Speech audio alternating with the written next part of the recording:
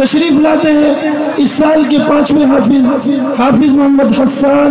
बिन मोहम्मद अयूब साहब।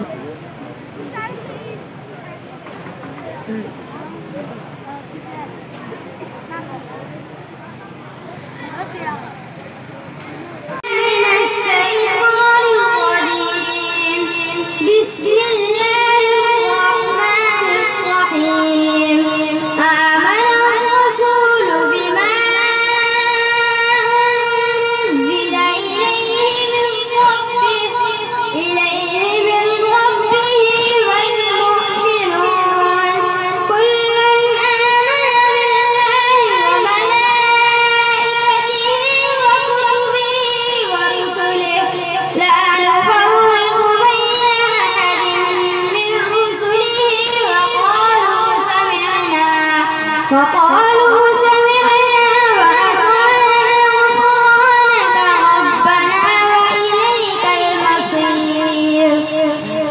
لا يكلف الله نفسا إلا وسعها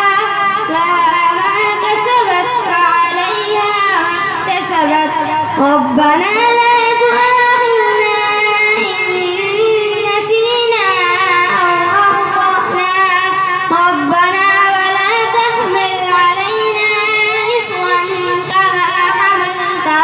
كما حملته على الذين من قبلنا